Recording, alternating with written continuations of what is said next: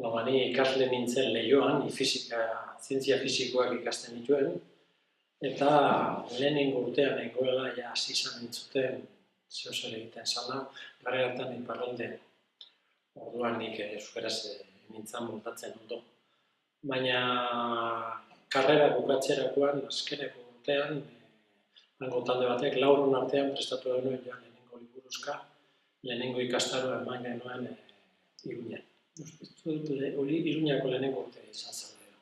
Eta joan ginen, eta hori han ezagutu genuen, eta hori ikusita, gero ezin kendu. Hori da, zer topatu zenuen bertan? Topatu. Edo aurkitu? Ilusioa, eta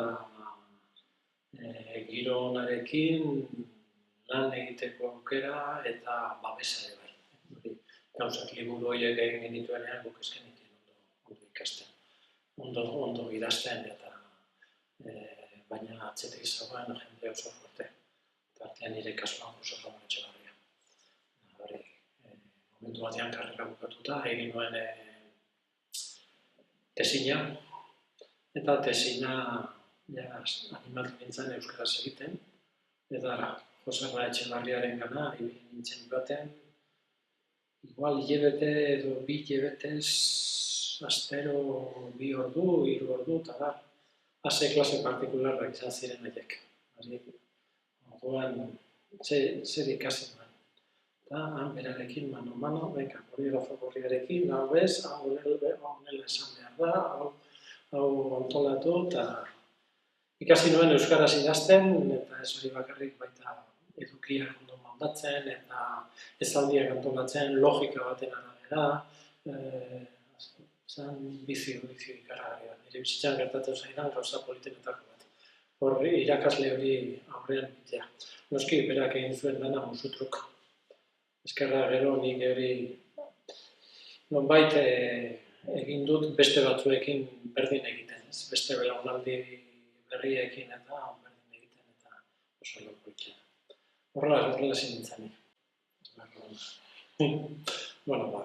Zan oso diferente, zan orain ja ez da lagorik egiten eta egoten ginen larrona 2 astez. 2 astez, tartean asteburua bertan geratek ginen askotan.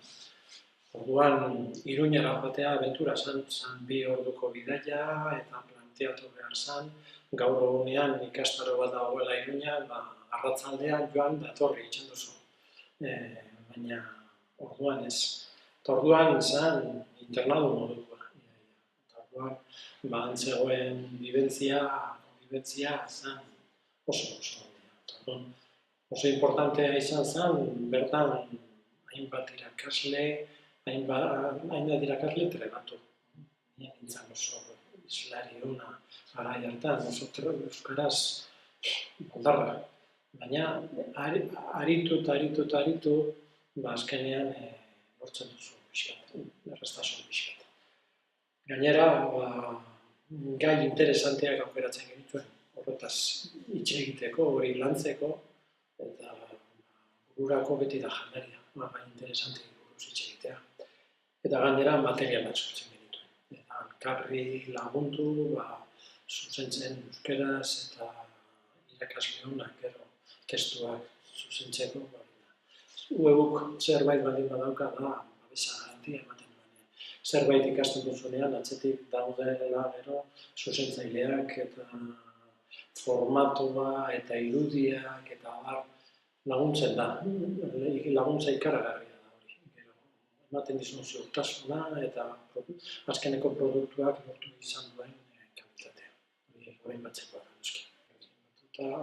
da, anekdota, eskiatzen ibili ginen, Iruñatik, uztailean, parrandan joan, eta Saraman aurkitu eskizarrak, eta handik ibili ginen alde zarretik eskiatzen, kuadrillan, eta Txandrarregi kontatuko dizu horrek buruz asko. Eta han ibili ginen justo, zezen plaza da sartzeko zezenak hartzen duten azken aldapa horretan, eskiekin, adibidez, olakoak egiten genituen. Eta anekdota zer ez dut ikasinik, ez informatikari buruz bakarrik, baizik eta adibidez naturtzientziei buruz. Niretzat adibidez geologia zen zigor bat, gorrotu nuen. Batxileratuan ikasi nuen buruz, ikasi behar izan nuen geologia. Baina ueura joan eta olako asteburu horietako batean, tarteko asteburuak, naturtzientzitakoak joaten zirela Ordesa bisitatzera.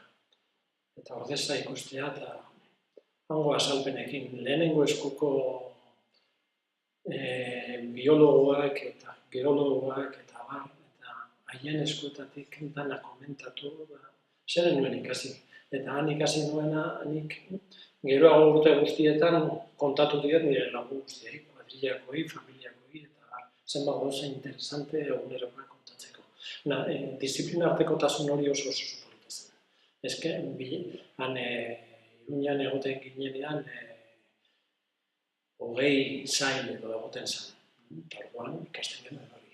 Gero beste egun batean, historiakoekin Iruñako Nafarroako museo ikustera. Garai hartan beste gauza batzuk zeuden, lehenko urtean edo joan nintzen eta beste saltza batzuk zeuden. Baina hango gauzak ikusi eta mamitu, lehenengo eskuko adituen eskutik, hori da, luxu ikaragarria. Hori edo gaur egonean nik jendeari erakusten diot non dagoen Kasiopea eta holako eta Polarra eta bar, uruko gauetan, baten ginelako hainbatetan, txuzarragirekin, hori izarrak eta zirkunpolarrak eta hori guztiak ezagutzeko. Hori hemen geratu da. Hori ez da informatika, ez da fisika, baina da ezagutza oso arrunta, kuadrillan ikasita, eta gero urte bizitza osorako balio duena. Kontatzeko, zer dantzaldi egin ditugunak, zer txistulari honak egin ditugu horrez. Luis Bandrés, Otalora, Arbe, jente jakintxu, txistua hartuta, eta orduak eta ematen genituen dantzan eta segiro hona. Anekdota, polita, aipatu dut lehen Jose Ratzebarria eta egun batean tokatuz aukera izan duen Joserra, ez dakiz zeren omenaldi izan zuen, eta beraren aurrean aurresku dantza egin nion. Hango jantokian, ez? Beraren handik hainbat zenbat gauza jaso, eta egiten duzu, aurrezko dantzatzen duzunean batzutan tokatzen zaizu egitea, ezagutzen ez duzun jendearekin, eta ez da barruko sentimentua. Lakoetan, nori eta Joserra ez. Hori ez dut aztuko noski. Eta beste dira. Informatika saila importantea izan da, ez da, zuretzat? Bai, eski. Eta da? Eta hasierako urteetan ez egon informatika saila. Eratu genuen, hasieran egon ginen 2 urtez edo fisika sailaren barruan. Noski, oso interesante ere bai, ez? Ekologia eta kontu nuklearrak eta beste energia eta interesantan informatika zeuden. Baina momentu batean antolatu genuen informatika. Iñaki Alegriarekin batez ere hasieran, eta beste kuadrilla bat fakultateko beste batzuk. Eta zail hori oso importante izan da geroago informatikak euskararekin izan duen garapena azaltzeko. Zergatik, informatika fakultatean sartu ginen, eta hori izan trebalekoa, irakasleak prestatzeko trebalekoa. Lehenengo klaseak, lehenengo rodajea bertan egiten zen. Bai hitzez, bai idazten ere. Eta horrela informatika fakultatean sartu eta handik 2 urtera, 89an edo, 2 asignatura hasi ziren ematen Iñaki Alegria eta bitxo kasualidadez informatika sailari hasiera eman genion artean. Baina gero joan zen eta 15 urtetan edo informatikako karrera osoa euskaraz egin ahal izan zen. Zenbat liburu, zenbat aurkezpen, zenbat eztabaida, zenbat ekarpen mundu horretan.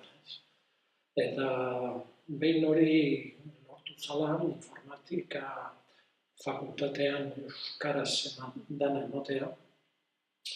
Momentu batean beste salto bat egon zen eta zen antolatzea informatikari euskaldunen bilkurak.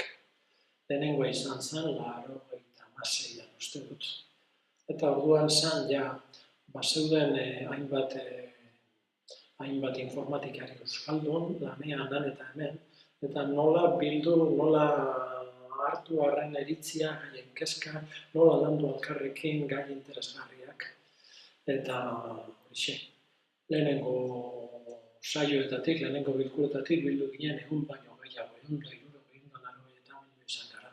Eta personalki nik izan behartu nire bizitza osorako formazio horretan edo, informatikari euskaldunen bilkurako importanteak izan direla. Gaiak ondo aukeratuak izan dira eta hortik hartu ditugun janaria jarraitu ahal eta modan dauden azkeneko gaiak ere hartu ahal izateko. Lehenengoan ez, lehenengo bilkuran eskatzen genuen mesedez Officeko tresna guztiak, Word, Excel eta alakoak euskaraz ere beharrezkoa zirela. Gaur egunean hori ematen du betidanik egon dela, hasieran ez zegoen. Eta eskatu behar izan genuen hori egin izateko, zuzen sartzen zen horretan, eta bigarrenean internet lantzen genuen. Internet, txiki-txikia zen orduan eta berabilera esan egokia, baina informatikari euskaldunen bilkuran landu zen eta hainbat iniziatiba atera ziren. Orduan ez zen existitzen Google. Eskatzen genuen egoteko bilatzaileak bereziki ondo ibiliko ziren euskararekin. Egin zen zerbait gure Euskal Herrian, baina bazegoen orduan banaketa zerrenda berezi bat euskaraz, jende gutxi gogoratzen da, baina hasiera hortan eta helburu gune hauetatik sortu ziren horrelako iniziatiba. Eta zer esango dut, geroxeago, ez dakit, Wikipedia bera, edo robotika eta beti oso referentzia hona izan dira, biltzeko, barreiatuta dauden informatikari euskaldun guzti horiek batzeko, kezkak konpartitzeko, haien artean aukeratzeko nondik jo nahi dugun, eta hutsuneak nabaritu, eta, gero denen artean saiatzen gara, edo instituzioek saiatzen dira hutsune horiek konpontzen. Aukera ikargarria. Gertu-gertutik ezagutu ahal izan dut talde eragilean, oso jende importante, oso jende askarra, eta ikusi nola mugitzen den eta horrek ikasi. Zango nuke talde eragilean hiru tarteetan egon naizela, hasieran, informatika sail hori antolatu zanean eta bar. Geroxeago 10 urte geroago eta 20 urte geroago gutxi garelako ziklo batzuk egin ditut. Eta batez ere hori aukera, zer jende ezagutu eta personalki ikasi dut talde horretatik asko antolaketan, nola antolatu gauza, proiektua, nola landu eta baita ere maila dialektikoan eta nola etxegin behar da diskurso logikoki antolatzea eta benetan aukera ze gauzak egin diren eta ze jende. Eskat lehen komentatu dut eta ustez badira beste argitalpen zerbitzuak edo, baina webuk ematen duen babesa eta laguntza oso efektiboa da eta oso praktikoa. Orduan zuk idazten duzu, batzutan ez zara oso trebea ez dituzu kontrolatzen azkeneko arauak, azkeneko zerak eta webuk eskaintzen dizu, batetik argitaratzeko azken pausuetan papera pasatzea eta gero interneten jartzea eta zuk horretaz ez duzu zer ikusten, baina beste alde batetik idazten duzuna, ondo begiratzen dana, zurekin kontatzen da gero, elkarrizketan, hau proposamena onartuko nuke edo beste hau bai, eta hor ikasten duzu ikaragarri, eta hori. Eta gero, argitalpen gintzari buruz, ikusi beharko zen, zenbat liburu atera duen ez. Horiek, hor daude inguman ikus daitezke guzti horiek ez.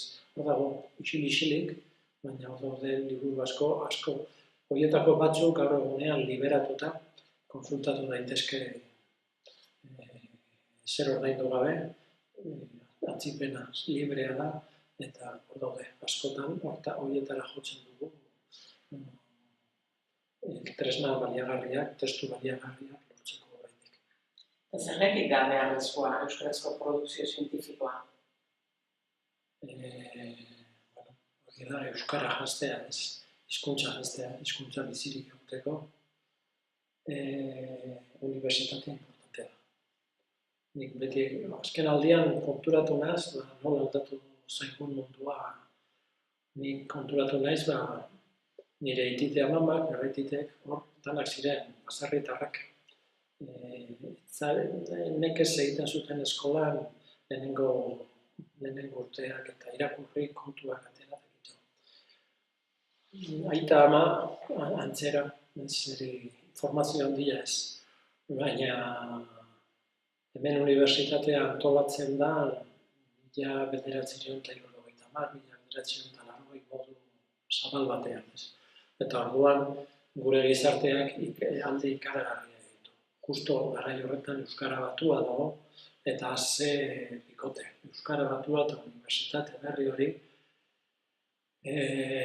gizartearen keskak lantzeko modu sakon batean, gizarteari erantzunak emateko bere arazoetan, eta euskaraz egin ahal izatea.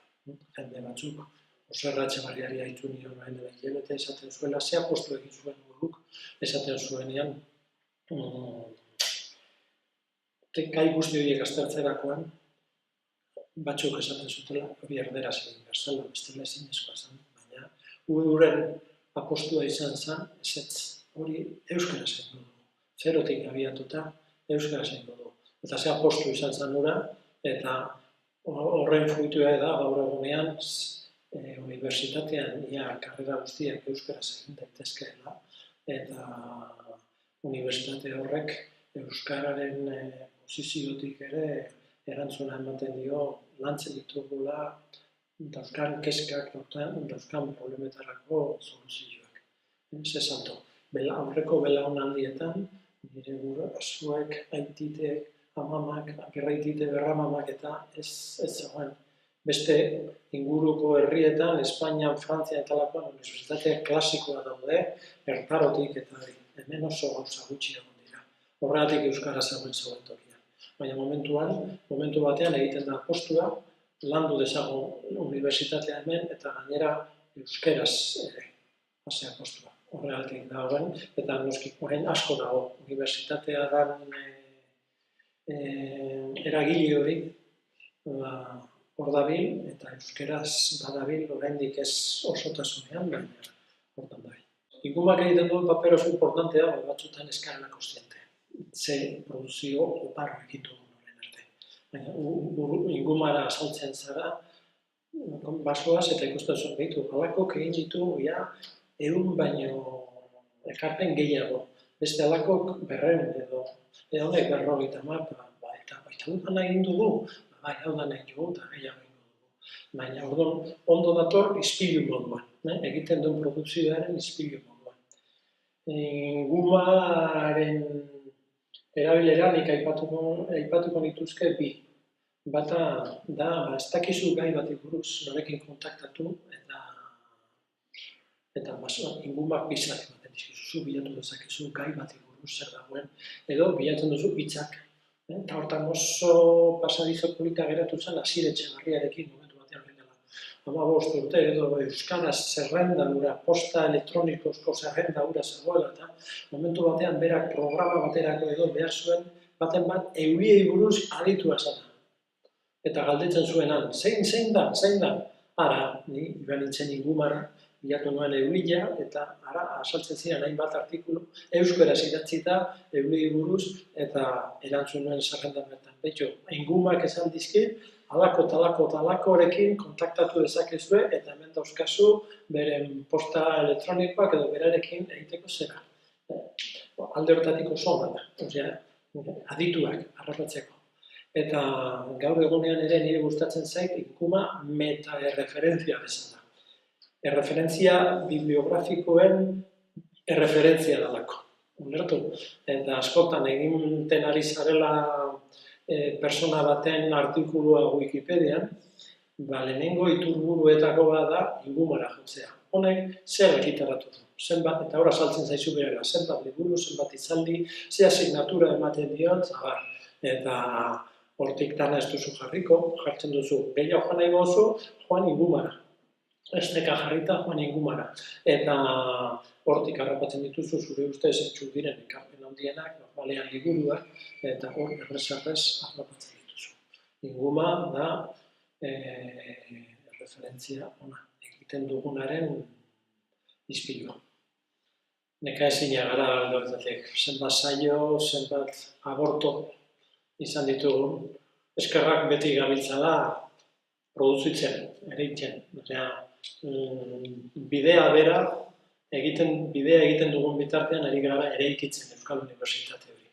Hainbat irakasle trebatu, hainbat material sortu, eta hori zabaldu, azkenean unibertsitate lana egiten ari gara, guzti honekin. Gero, baina hainbatetan saiatu izan gara sortzen unibertsitate formal bat, klase, tituluak, graduak ematen dituena eta bar. Eta nik ez dut esango nahi zenbat saio egin ditugu, baina 3-4 saio egin ditugu. Gogoratzen naz, 95ean edo hor saiatu ginen egiten Barandiaran unibertsitatea. Eta geroxeago oso lan handia egin genuen UOK-ekin, Kataluniako Unibertsitate Obertarekin online unibertsitateak sortzeko asmoz. Hasieran haiekin, gero ez zen atera, ez dugu jasotzen gizartean ganorazko erantzunik, tamainako erantzunik, implikaziorik, olako iniziatiba bat aurrera eramateko, eta azken aldian ere hortan gabiltza ere. Lehenengo pausu moduan saiatzen gara online unibertsitate bat egiten. Jakin da, hori estrategikoki oso importantea dela.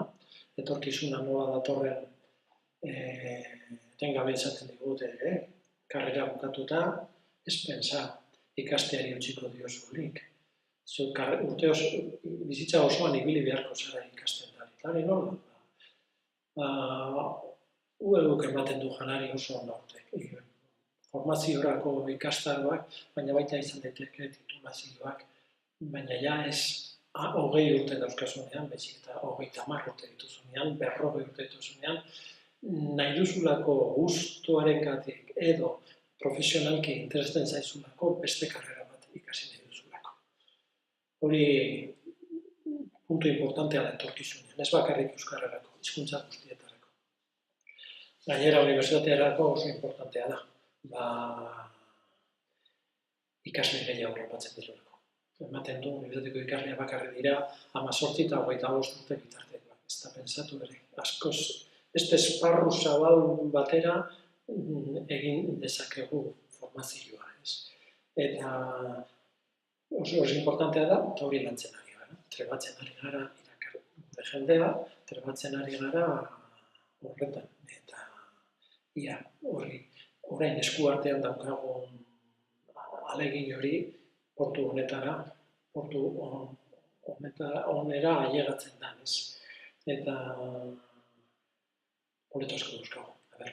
Instituzioetatik eta implikazioa lortzen dugu, eta beste unibertsitatetik. Zabaldu nahi dugu, unibertsitate mailako jakintza lortu nahi duen, ikasi nahi duena, zabaldu nahi dugu adin guztietara. eta hori importantea da. Eta gainera geografikoki ez bakarrik hemen daudenentzat, baizik eta izan daiteke diasporako jendea eta beste jende bat. Eta behar bat kenduta. Ez dituzu bihar ikasle guztiak egunero toki berean bildu batu behar.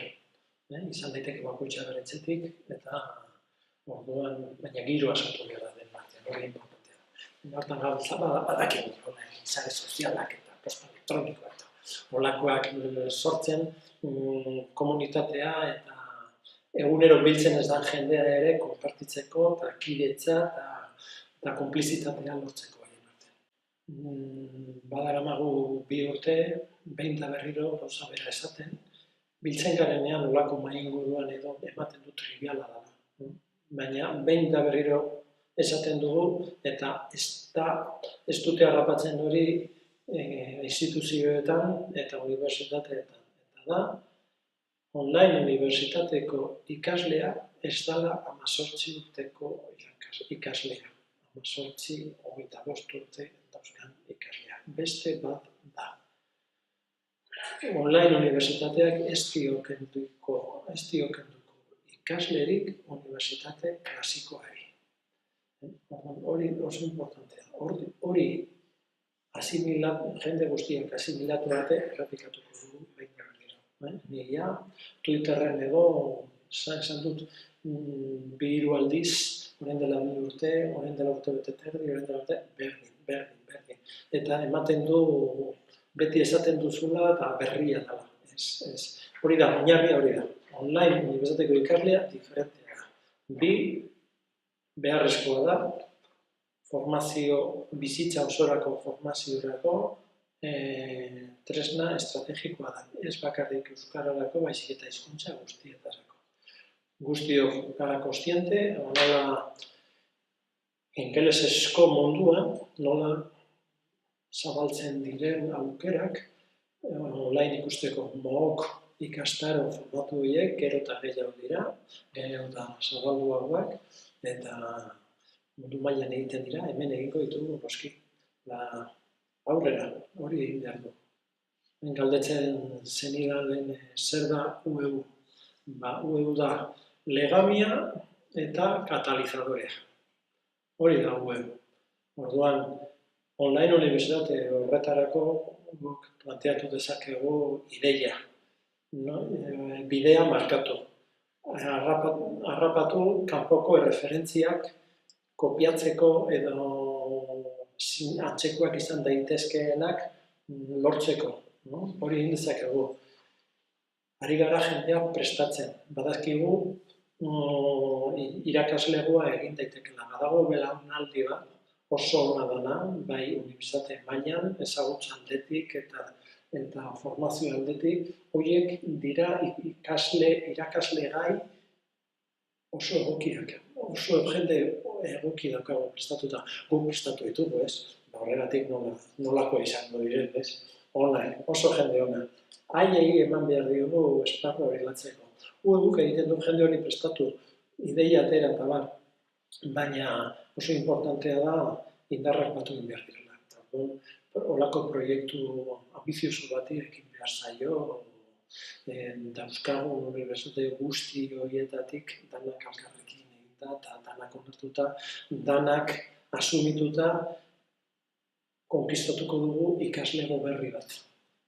Ez dela 20 urtekoa baizik eta beste bat. Oazen hori, unibertsitatearen lana eraman behar du aruntzago. Hori da desafioa. Nire aitite amemek belaunaldietan hemen unibertsitatea ez da egon herri kultura. Gaur egunean bai, onak gara horretan, eta hobeak izan gaitezke, baina behar ditugu formazioa. Hortan dator UEUk esateko formazio egin daiteke eta gaina egin daiteke euskaraz. Eta normaltasun osoa eta potentzia guztiarekin. UEUren ekarpen nagusia da Euskal Unibertsitaterako bidea prestatzea eta lantzea.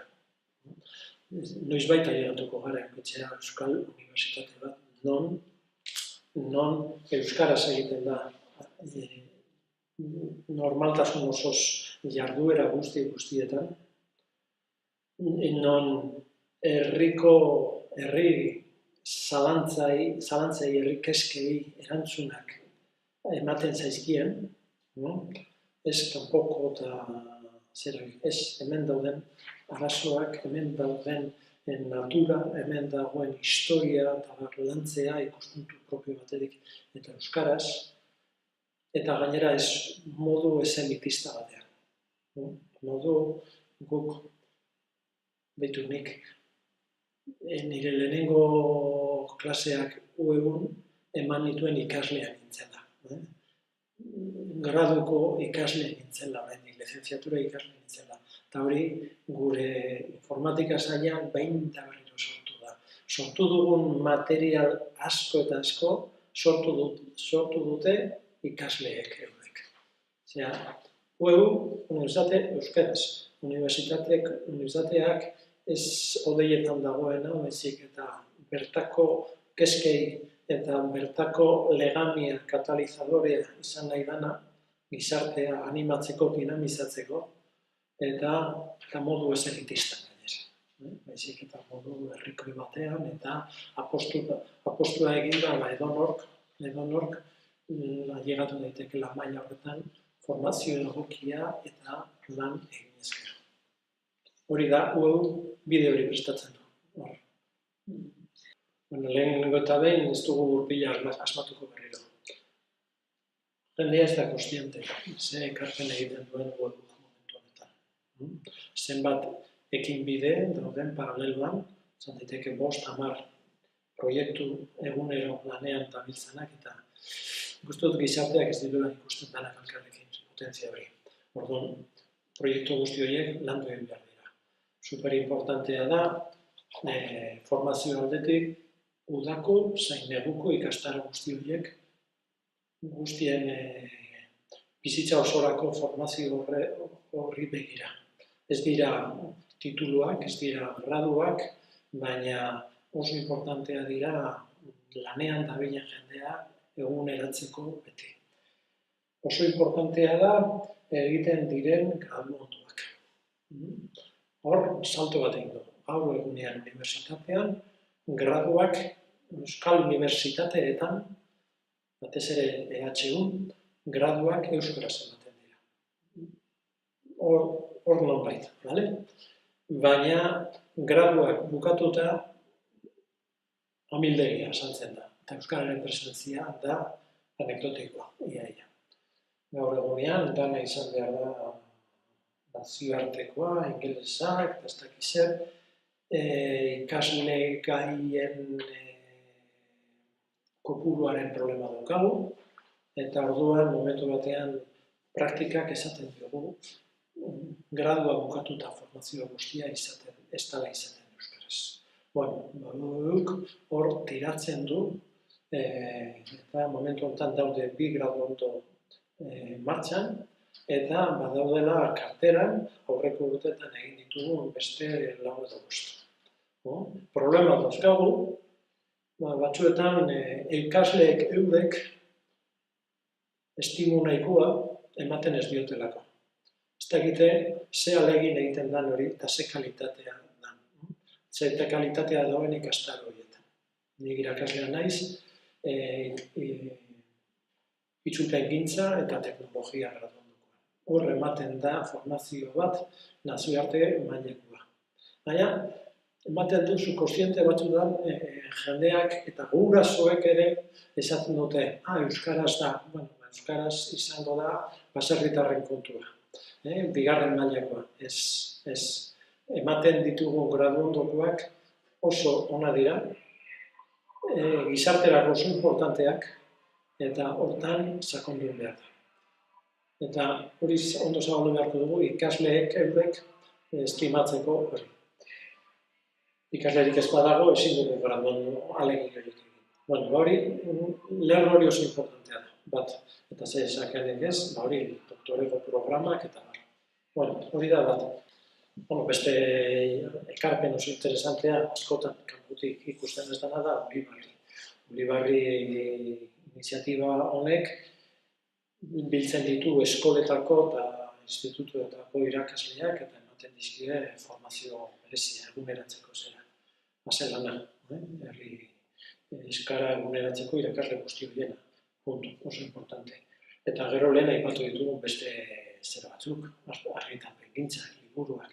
Liburu horiek ez dira bakarrik gaur paperezkoak, digitalean ere zabaltzen ari gara. Inguma bera, gehiago aberastea, datu gehiago biltzea. Iniziatiba guzti horiek oso importanteak dira, eman behar zaien duten estima, eta horrez gain, noski, nik landu egin behar da online unibertsitate horren ideia. Hori, lehen esan dugu, ze aukera da, euskararentzako aukera aparta da gaur egunean. Beste hizkuntzetarako munduan zehar, baina euskararentzat ere bai. Eta hortan egin dezakegu graduak eta graduondoak ere bai. Graduondoetan bagabiltza horretan. Guk ematen dugu itzulpengintza eta teknologia online ematen da. Eta esperientzia ona daukagu, ikasleak pozik ateratzen dira, eta online, eta ez dira sentitzen bakarrik. Saio presentzial gutxi batzuekin, eta gaur egunean sare sozialek eta posta elektronikoak eta Skype eta haien artean ere mugitzen diren ikaslea ez da sentitzen bakarrik. Eta sentitzen da, giro gona, beti Iruñean eta toki guzti horietan izan dugu guren inguruan egondan giro gona, hori hemen ere online honetan eta azaltzen da, hori importantea. Zuretzat pertsonalki zer dago egu? Zer dago egu?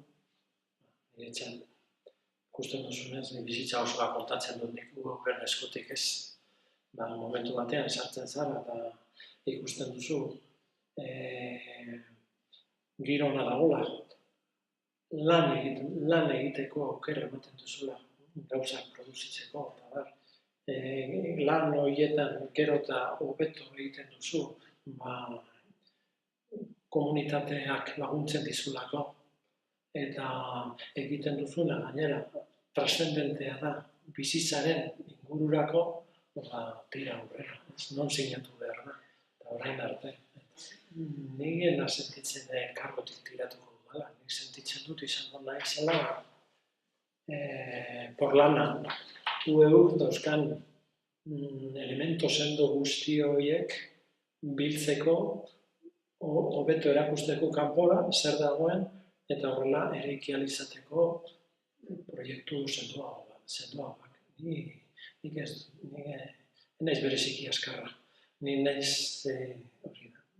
koordinatzeko aukera egingo dut, eta giro horren barruan jendeari ilusioa izan.